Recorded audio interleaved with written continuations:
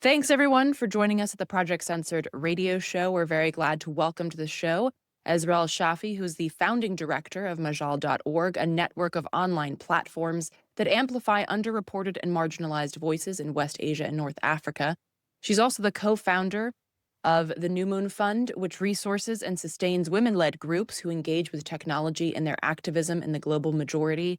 Most recently, she's the founder of Surveillance Watch, an interactive map that exposes the hidden connections within the opaque surveillance industry, which we'll be talking about more today. She currently serves on the board of trustees at the Wikimedia Foundation, the nonprofit which hosts Wikipedia. She's also on the board of the Tor Project, developers of one of the world's strongest tools for privacy and freedom online, and Mastodon, a free and open source software for running self-hosted social networking services. Esra'a, thanks so much for joining us. Thank you for having me. Absolutely. And I mean, so much of your work is connected to the work that Project Censored does.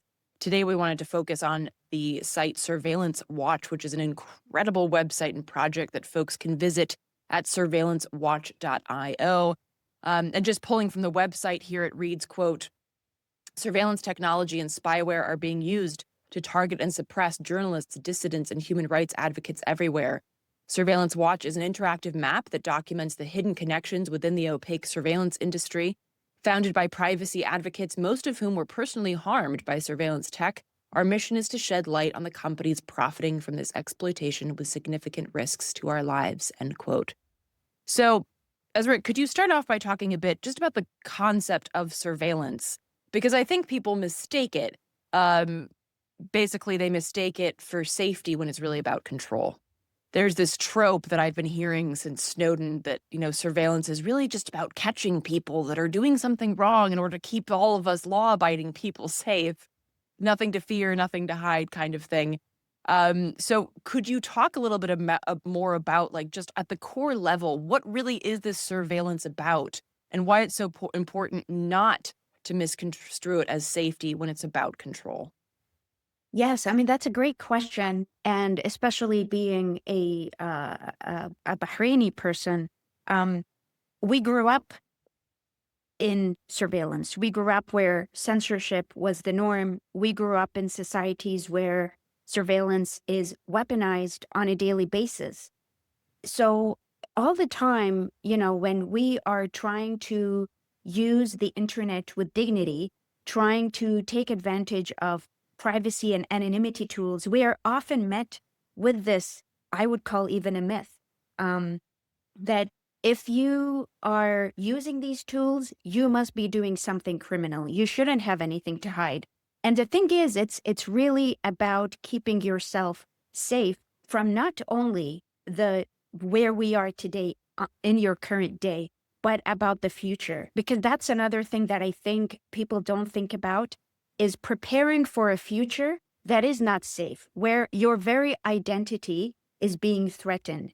And we cannot predict what the future holds. So tomorrow you may have a friend who is trans. You may have a colleague who is a journalist who is now being hunted down for writing an article that is critical about a prime minister somewhere, for example. And the choices you make is impacting them as well. So if you are choosing to write them a text message or an insecure email, regardless of what you're saying in it, they write you back, their metadata is being captured, that information is being misused against them and putting them in direct harm's way. So even if this notion that you personally have nothing to hide, it's about where are you going to be in the future? How is this information going to be used against you in the future? Even if you feel completely safe where you are in your current country, your current neighborhood, based on who you are, what your belief system is. So these are the things that at least I try to help others understand. And because oftentimes it just gets dismissed is, well, you are a human rights advocate. That's an extreme scenario and I cannot relate to you. But it's actually really not. It's the habits and the choices you make impacts everybody. And the fact that we have not really challenged these habits, that we have just kind of become it has become so normalized to use the Instagrams, the TikToks, to overshare on social media, to the point where we have normalized not just this behavior, but we have normalized that the data broker industry is very lucrative. Adware, malware, spyware, all of those things have just become prevalent in everyday parts of our lives. Because we haven't been challenging it based on, changing our behaviors. So really what we wanted to create Surveillance Watch to help convey is to show that there is a massive surveillance and spyware industry that is very global and that is touching upon every single digital footprint that we leave out there through trackers, through ads that are then, collecting all this location data, our behaviors online, our browsing habits, our, keystrokes even, and selling that to then government agencies, which is completely legal even to this day. So these are the things that we want to help people understand is it's not about, oh, well, I want to share my data because then the algorithm is actually showing me things I want. So it's something that is actually a preference for me. And that means that the surveillance industry and surveillance capitalism in general has really succeeded in kind of normalizing, this type of data trade. Yeah, absolutely. And you talk about the normalization, and I think it's so creepy because you hear people that, like Alexa's always listening, and they'll have a conversation with their friend or something about, oh, I really need to get new shoes because these running shoes are, and then all of a sudden they turn on their computer and there's a bunch of ads for shoes and they're like, oh, that's funny. And I'm like, no, it's not funny. It's terrifying. Okay. Mhm. It's absolutely Exactly. terrifying. And if you thought about it in a different context, like you were just sitting and having a conversation with your friend and all of a sudden, an FBI agent knocks on the door and says, hey, I heard you need new shoes. You'd be horrified, but because it's a piece of technology in your home, it's cute. With that, I wanted to dig into that interconnectedness that you touched on, because we're taught to respect and uphold the concept of borders and things like that. And yet it's quite clear that the oppressive institutions treat borders as merely workplaces, a potential for capitalist enrichment, not as barriers or hurdles. And your site, Surveillance Watch, has an actual globe that literally draws those connections between any given surveillance company or any number of nations or financial backers that collaborate on this technology in order to target their people. And I was wondering if you could dig into a little bit more to that interconnectedness. Is it primarily sharing information, the data? Is it financial collaboration, quid pro quoing in terms of policies? Could you talk about like the different kinds of collaborations that we're talking about in that interconnected web? Yeah, definitely. The biggest one is actually in the context of Surveillance Watch, technological. And therefore that ties into economic and then political. And even when we are thinking about sanctions, you're meant to, okay, once you have these rules in place, you cannot do business with the specific company because of these specific things that they've done. But what we want to show is that it's very easy to bypass. So even those little borders that you see, when it comes to getting what you want, to surveil your citizens, to surveil your users, to surveil specific targets, whether it be journalists or human rights advocates, there's no such thing as a border. There's no such thing as sanctions. They don't apply to them, because for them, I don't care, even if we have, two countries that are going through trade wars or anything like that, it doesn't matter. You see it, for example, in the Gulf region, so many of these tools for decades, not since 2020 onwards, when the relationship between Israel and the Gulf became normalized, or several countries in the Gulf, I should say, became normalized. It has always been the case, even though citizens, if you have a business, you cannot, for example, purchase or develop these types of relationships in the context of your business. But as a government, absolutely anything goes. And we're talking, very advanced camera systems. We're talking smart cities, and these smart cities is really, again, being marketed as, hey, we're modernizing our cities. We're making it traffic flow easier. But really what it is it's crowd control, it's population control, it's tracking every single behavior, and really tying it back to making sure that people are not gathering together, that there are no protests, that there are protests, that they can be quickly identified and squashed, sometimes even before they happen. So this type of trade, I mean, it just goes to show that power and control come above anything else. It doesn't matter which countries are selling them. It could be Iran, it could be Russia, it could be China, Israel. Regardless of what your political relationship is with these countries, oftentimes these even private, not necessarily government-owned companies, but oftentimes private companies, they know that, especially in contexts where there are authoritarian regimes, there is a massive appetite, for this type of technologies. And it is insanely lucrative as well. So they know when they're selling these things, they know exactly what these tools are being used for. Sometimes you see US-based companies are being used within companies that are being sanctioned even by the US Department of Treasury. But they will always claim, I mean, these could be IBM, these could be Oracle, it could be NVIDIA, for the chips that goes into all this AI enhanced surveillance and whatnot. All of this, oftentimes they will always say, hey, we're not in the business of politics. We sell chips. That's what we do. We cannot sit there and dictate who is going to use what for what. But then you have these investigative reporters who are addressing them and saying, however, your technology is being used to suppress, for example, women in Iran, or, dissidents in China. And they really, again, the number one thing they would do is feign ignorance. And I say feign because oftentimes these are massive purchases.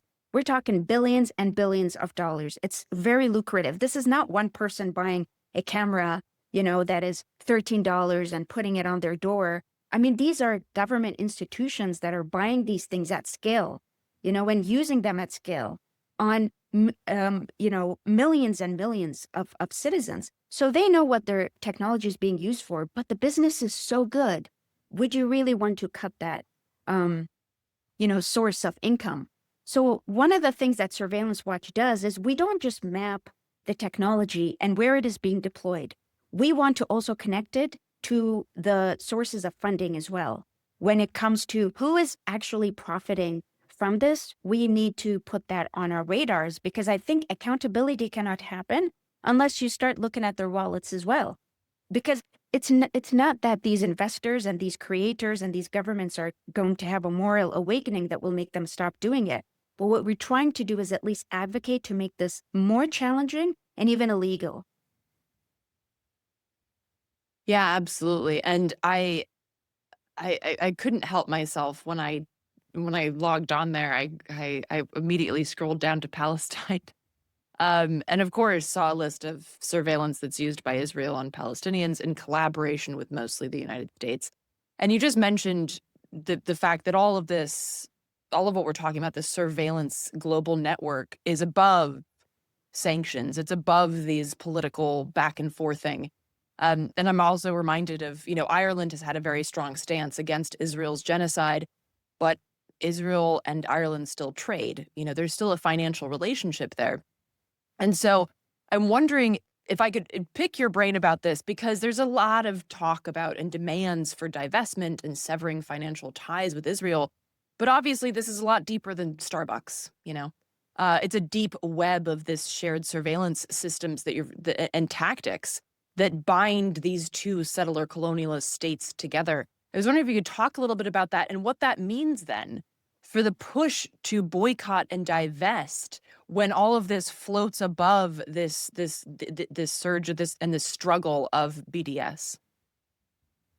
Yeah, I mean, that's excellent, because Surveillance Watch was actually born out of research that I was doing with a Palestinian advocate, and specifically, a privacy advocate that I was working with for more than a decade, in the context of queer communities, and keeping queer communities safe and anonymity and whatnot.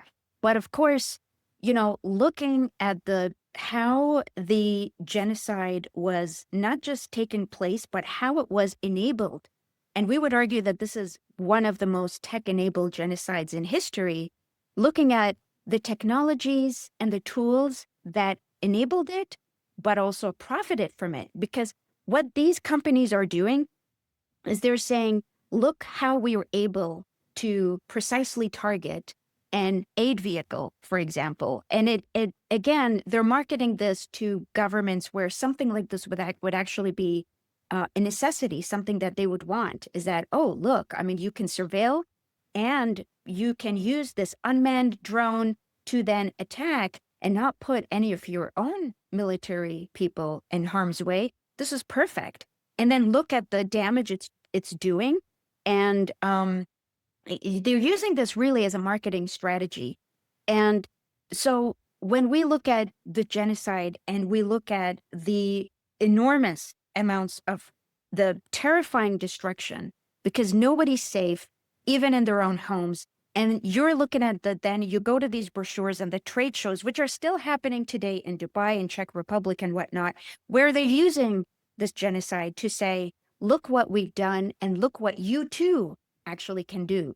So they're paving the way for many more genocides just like this that are, again, tech-enabled with powerful weapons, the type of surveillance where even in your own home, they know exactly who is where, what you're wearing, absolutely anything. There is absolutely nowhere in Gaza, in the West Bank, that, you would, throughout Palestine, that you would think, hey, this is a place that would be safe from surveillance. This is a place where you can go and, you can live with at least some level of dignity. There's cameras everywhere. And it's like all these, the infrared, it's the amount of really sophisticated technologies that they're using, the imaging, the drones, when we looked at even within the U.S., all these East Coast based companies in Massachusetts and Pennsylvania that were building all these robotics, and we look at where were they being sold, and oftentimes it's specifically for these purposes. And again, they write about it and talk about it with so much glee. Like you look at these people's LinkedIn and they say, we have so much pride that we kept Israel safe. And you're thinking, so I mean, it's the marketing techniques that they use is, I think, puts it really on the direct path of what the BDS movement has been trying to do for a really long time. And it's exactly, moving away from this type of normalization that we have also just come accustomed to. Normalizing that, hey, you can just go to this event and it'll be totally fine. That there are a bunch of defense contractors that are touting technologies. And one of the things that they're saying is that it's being used by Israel and so on. So I think for me, one of the biggest things is divestment is a massive effort that is very, very multifaceted. It cannot just stick with the advocates and the Palestinians themselves and the movement. It really has to come from also the tech sector itself. It really has, because again, when we look at these companies and we look at people from within that are trying to say that I will not work on this technology, and you see them getting fired and whatnot. I mean, what else can you do?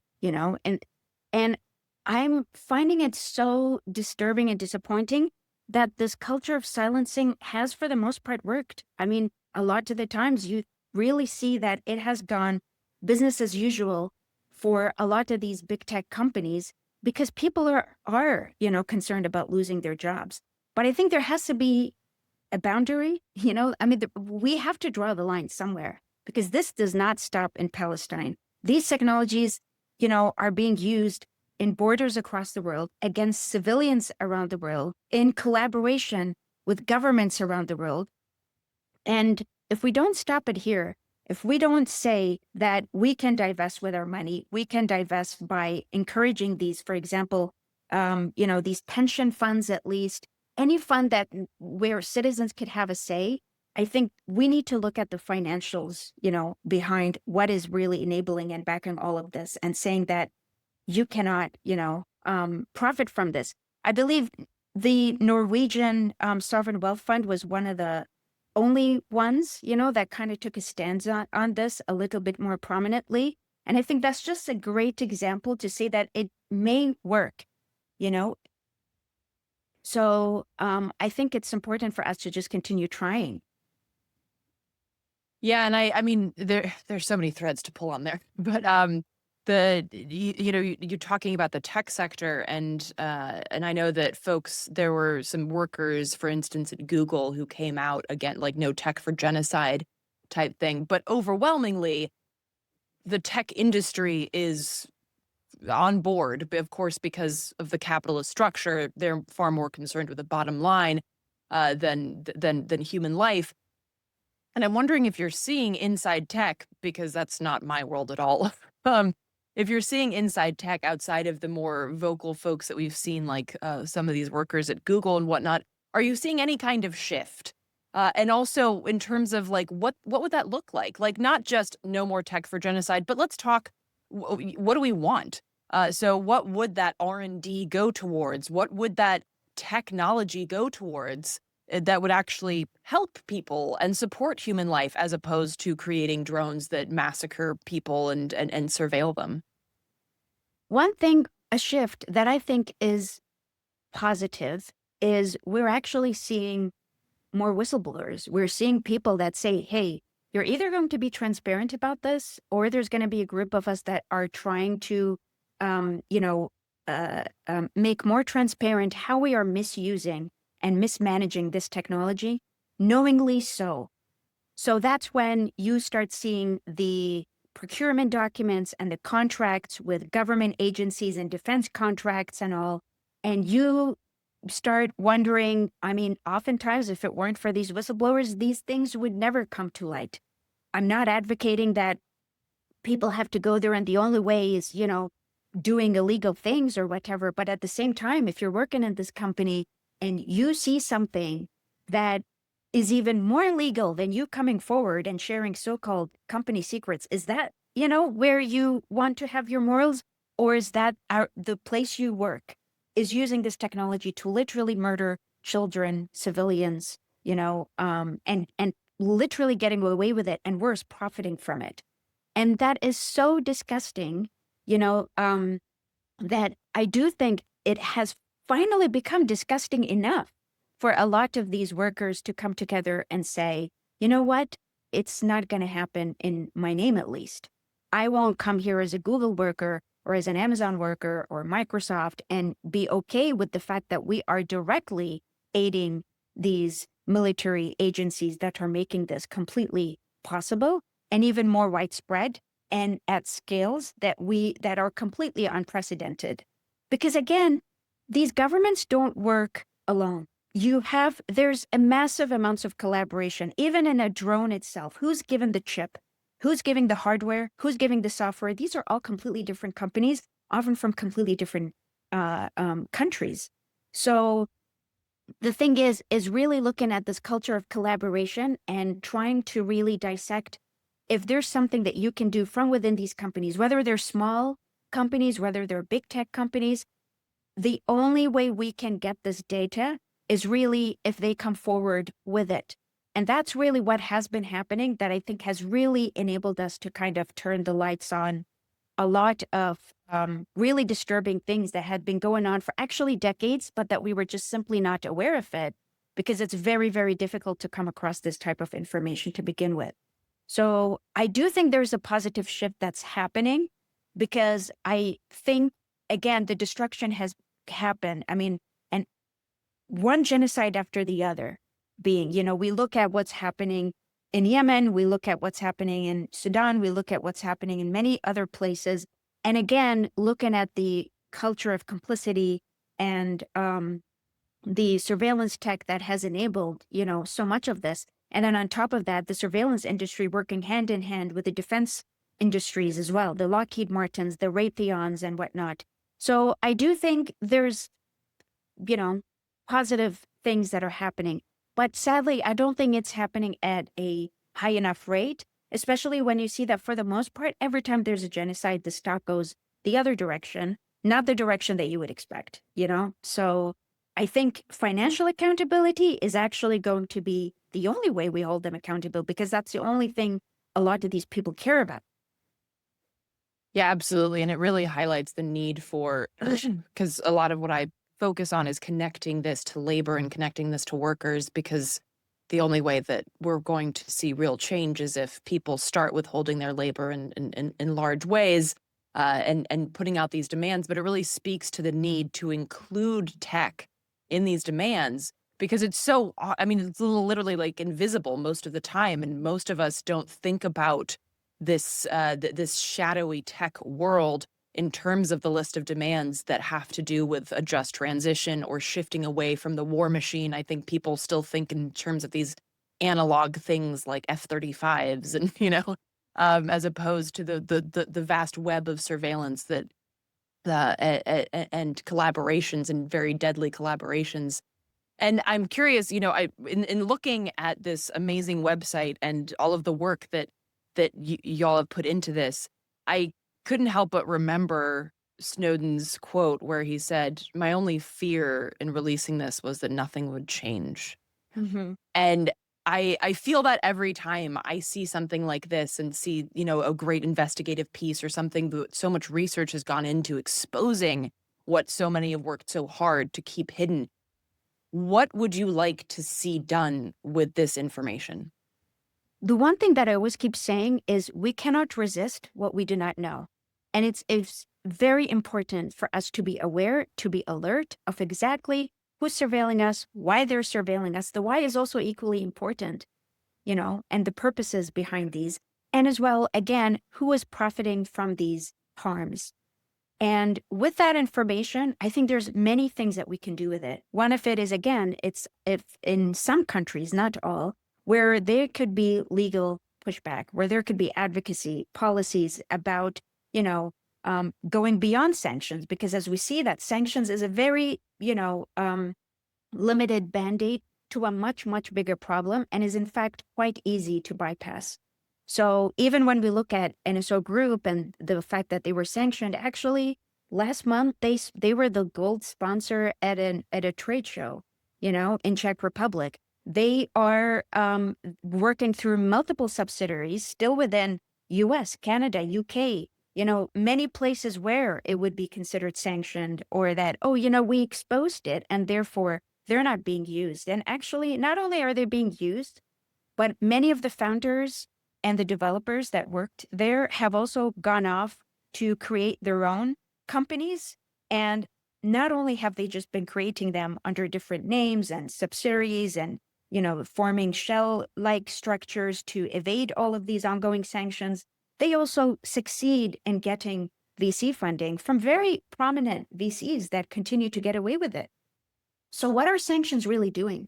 We say, hey, this company was quote unquote blacklisted, and therefore that's it. We solved it, and then people are under the assumption that, okay, I feel safer because they went after this company and that's fine. And the thing is, no, there's actually 10 more just like it because it was sanctioned. And now they're trying even harder, to evade these types of disclosures and investigations. And they're becoming smarter and more sophisticated. If we don't follow those trends, if we drop the ball on this, then we failed. We failed protecting ourselves, but worse, we failed protecting each other. And I think it's really important, again, to support not just the fact that this information is coming out there, but really taking it upon ourselves to promote the use of privacy tools, anonymity tools, supporting, the Tor project, supporting organizations like Signal, supporting more and more technologies that are coming out that are more metadata resistance, because we know that just because, for example, a message on WhatsApp is end-to-end encrypted, we see that WhatsApp is one of the primary targets actually on Surveillance Watch, and a very successful target because of the amount of metadata that Meta as a company will not walk away from capturing. For them, the revenue is more important than human life. And so that's why when you see all these ads everywhere, billboards, you see them, even on streaming platforms, they're targeting many countries. Even in Bahrain, you would see, hey, you want the most private messenger, WhatsApp is it. And it's such blatant misinformation because, again, it doesn't tell you about the enormous amount of metadata that can put you in direct harm's way, that even we saw how it was weaponized in Gaza, for example. So, I mean, these are the things that, I think we should be aware of, is know about it, share it, and protect yourself. And, the more of this type of information we share, I just want to make sure that it doesn't start just looking normal.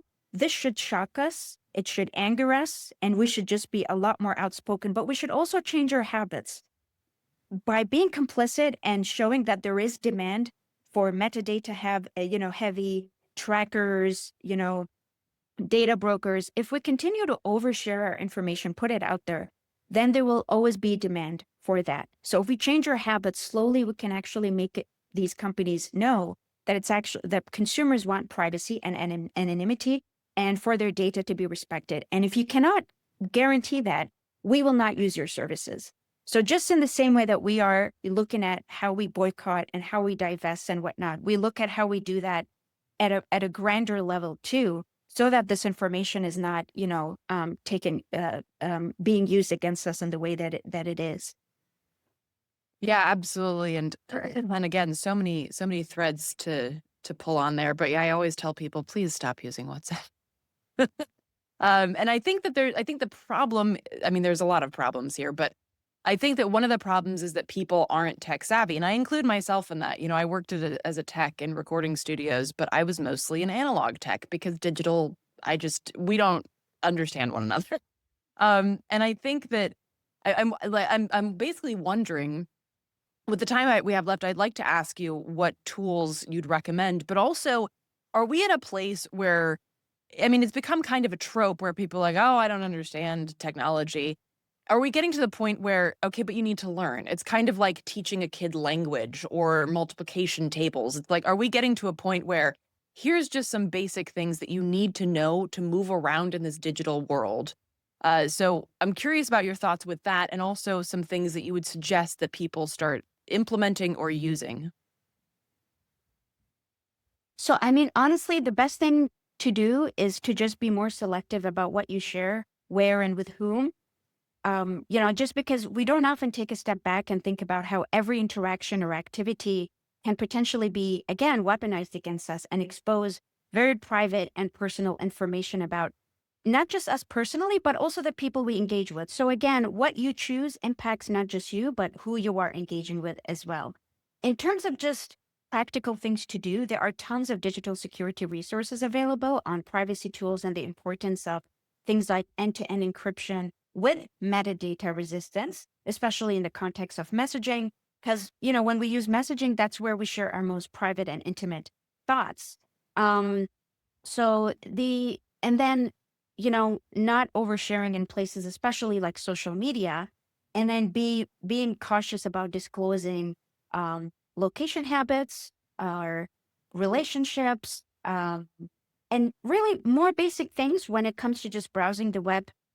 Don't use things like Chrome, you know, um, Tor browser is one of the best, I would say. And always, making sure to decline unnecessary cookies, disabling cross app tracking in your phone settings, including map, so it could be a pain, but I think it's important, because that's us doing our part not to normalize privacy intrusive technologies. And ultimately, that comes down to our personal choices and our role in helping our friends and family kind of understand the risk. I would say that 20 plus years ago, when I started doing this work, it was insanely challenging to actually be private and anonymous online. Today, it's a lot more user friendly because now you download Signal and you're using Signal and you're turned on disappearing messages. Back then, you had to jump through hoops. You had to connect 4 different apps together, try to figure out configurations, and um, it was a very, very challenging task. And then still you were not safe because you're using browsers that did not take these privacy considerations when when developing these things. Now there are a lot more privacy friendly browsers, and you can do these tests online and kind of see oh, which one, kind of collects the most data. And again, I would just say there's no tool out there that is 100% secure. So I would just say use every tool with caution. There will always be vulnerabilities. So it's really just about how much you want to risk. Um, but yeah, I mean, all of us have to start somewhere. And I would say that it is a lot more user friendly today more than ever to so many organizations out there, including Tor, are building these to be as if you just load it up and it works and it works as intended, but still with, vulnerabilities that you just need to be aware of. For example, never using Tor at the same time of using a VPN, because that could actually lessen the impact of Tor. Tiny little details like these could make a difference.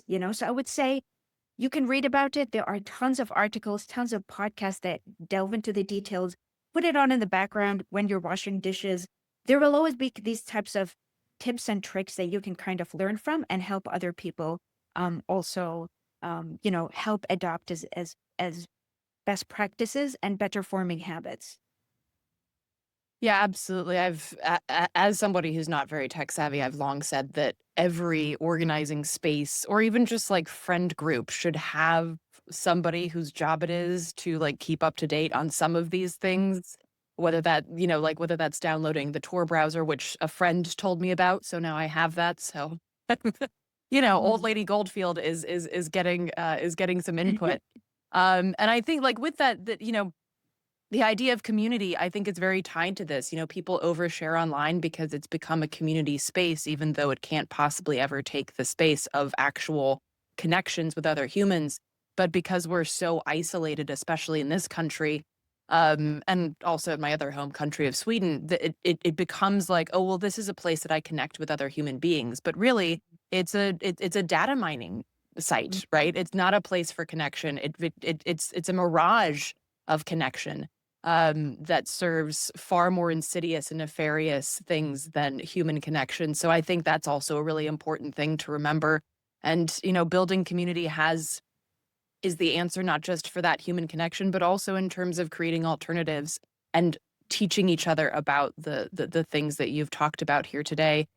Ezra, again, this site, surveillancewatch.io, please y'all go check it out. It is incredible. I mean, the trove of research and information that went into this is astonishing. It's such a powerful site and indeed a terrifying one, but the information is very necessary. Is there anything else that you'd like to add before we wrap up here, Ezra? Really, I mean, I would just say that Surveillance Watch is also a community curated effort. We have actually, in the last couple of weeks, added better ways for people to submit information, but to also suggest new information per entry, new edits, maybe updated information, maybe new countries they discovered that this spyware or surveillance tool is being deployed in. So please take it upon yourselves also to kind of be more familiar with the types of technologies we're curating. And if you see anything that we have that is not yet on the database, we really rely on these community submissions. So thank you so much again for having me. I mean, again, I think it's really important for people to understand the obscene amount of, surveillance that we have to suffer through on a daily basis. Yeah, absolutely. It's very important to bring that to light because it is purposefully kept in the dark. Ezra, thank you so much for taking the time to sit down with us and give us all this information. Thanks a lot.